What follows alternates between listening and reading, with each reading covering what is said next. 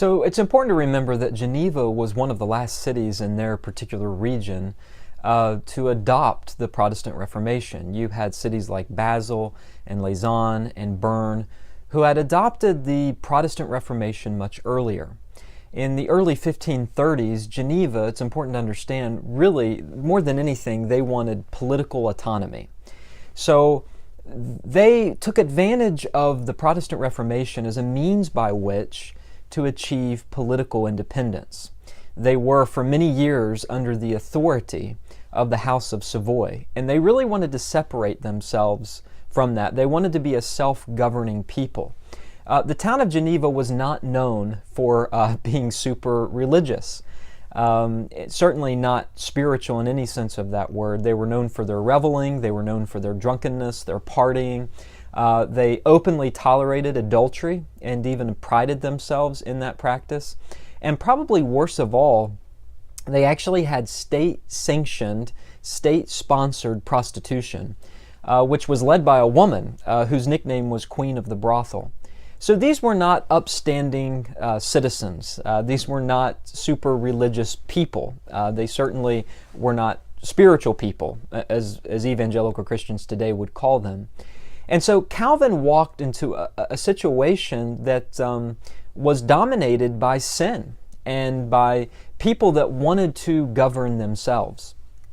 But what happened politically with Geneva is that as they saw the House of Savoy being just really sort of a dictator to them, they wanted to release themselves from that. So the House of Savoy had a prince bishop that they sent, and of course this prince bishop was Roman Catholic. Geneva was a Roman Catholic city, as were most of the cities in Europe during that time. And this prince bishop was more or less a puppet for the House of Savoy. He basically did the bidding of the Duke of Savoy. So they wanted to separate themselves from the House of Savoy, Geneva did. And so they made a political alliance with their northern neighbors, the city of Bern and another city, Freiburg. And this was a political alliance that geographically was advantageous because Bern and Freiburg were to the north of Geneva, the House of Savoy was to the south. And so they basically said, we're going to be independent from the House of Savoy.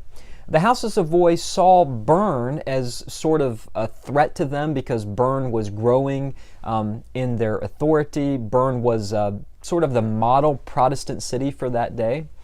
But the House of Savoy had enough of Geneva's desire for independence and finally attacked them in the year 1530.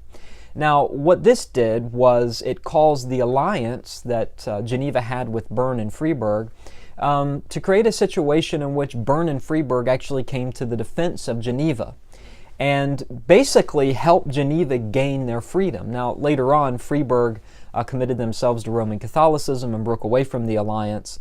And then Geneva began to realize that Bern was not so much a brother city to them as much as they were a city that was trying to dominate them. And so Geneva saw Bern as just another attempt by politicians to rule their city. And so they broke away from Bern and that whole political alliance collapsed. So it's important to understand that when Calvin walked into the city in 1536, William Farel, who preceded him, had only been there for a few months and had been preaching the Word of God. But this was a city intent on being autonomous. They wanted their own sovereignty. They wanted to be a self-governing people. What they did in replacing the prince bishop, they replaced the prince bishop with two councils, a large council and a small council. The large council was made up of 200 members. The small council was made up of 25 members. And the large council appointed 16 out of the 25 members of the small council. So essentially, the new government of Geneva was ran by a committee of 200 plus people. They also adopted Protestantism, and that's why they hired William Farel to be the one that would encourage the people of all the liberties and all the things that would come with breaking away from the Roman Catholic Church. And William Farel was a very fiery figure. I mean, he had an unbelievable personality.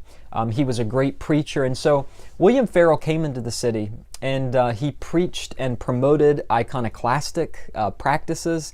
He removed even the baptismal fonts from the churches in the various parishes in Geneva. He was just a preacher that preached in a way that stirred the crowds, so that by the time that Calvin arrived in 1536, Farel had really worked the crowds enough that they were ready for some real reform. Unfortunately, the political situation created for both Calvin and Farel an uphill battle. And from the beginning, they did battle with the town council.